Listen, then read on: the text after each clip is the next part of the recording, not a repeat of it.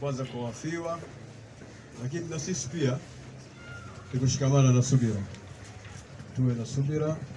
Jambo hili likija siku zote haliwi geni, haliwi mtu amelizoea, inakuwa siku zote ni jambo geni. Kwa hiyo kitu kikubwa kabisa ni kusubiri, kama Mwenyezi Mungu mwenyewe alimtuambia wabashiri sabirin, wape habari za kufurahisha au waelezi wataingia peponi wale watu ambao walioshikamana na kusubiri wanapata na mambo mazito kama haya. Alladhina idha asabatuhum musibatun qalu inna lillahi wa inna ilayhi rajiun, ambao wakipatwa na msiba wote ule, uwe mkubwa kama huu au uwe mdogo, wao wanamrudishia Mungu tu, wanasema sisi ni waja wa Mungu na kwake Mwenyezi Mungu tutarejea.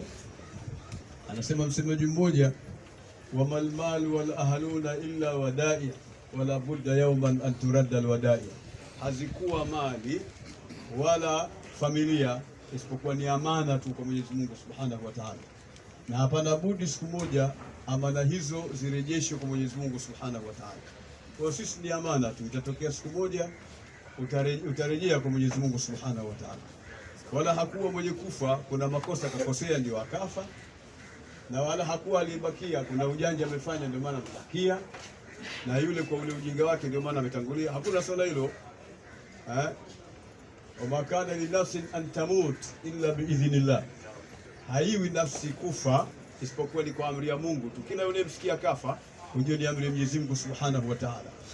Kwa dada yetu, mama yetu ambaye leo tumekuja kumzika hapa ametangulia, lakini sisi pia tuko katika msafara mmoja. Kamateni maneno ya mwanachuoni mmoja, anasema maneno yake kwa Kiarabu, anasema ta'ahab lilmaniyati hina taghadu kaannaka la taishu ila rawah, jiandae na kifo zamani upambauki wapo. Unapofika asubuhi wewe jiandae na kifo, na kifo chenyewe ujiandae kama kwamba hutafika jioni. Jiandae na kifo kama kwamba hutafika jioni, yaani rejea kwa Mwenyezi Mungu, ufanye matendo mema, ujiandae na kifo wakati wote utaondoka, na hesabu yake maalum ulizonazo. Maisha uliokuwa nayo yana makadirio maalum ulionayo. Aina ya kifo anayo iko chini ya mkono wa Mwenyezi Mungu Subhanahu wa Ta'ala. Wapi utakufa ni mpango wa Mwenyezi Mungu Subhanahu wa Ta'ala. Unaweza ukaona labda wewe utafia Dar es Salaam, lakini usifie Dar es Salaam. Asema idha kanat hamamatu maniyati almar'i bibalda nadathu hamamatuhu wa in kana ba'ida. Asema njiwa wa kifo cha mtu akiwa katika mji fulani, yule njiwa hachikuwa analia kule mpaka wewe ufunge safari uende kule kisha ukafie pale. Kwa kila mmoja na mahala pake pa kufia. Kuna wakati wake wa kufa, kuna sababu zake za kufa, kuna wakati wake wa kuishi. Kiasi cha umri Mwenyezi Mungu ametugaia kila mmoja katika sisi. Nini cha kufanya?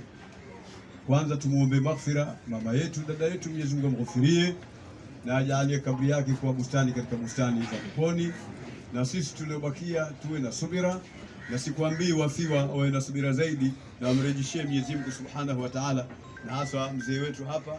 Mwenyezi Mungu akupe subira, akupe thabati, uwe na umesimama vizuri. Hilo nalo lina thawabu kubwa mbele ya Mwenyezi Mungu Subhanahu wa Ta'ala. Kwa machache haya, wallahu waliyu tawfiq. Wassalamu alaykum wa rahmatullahi wa barakatuh. Wa alaykum salaam wa rahmatullahi wa barakatuh.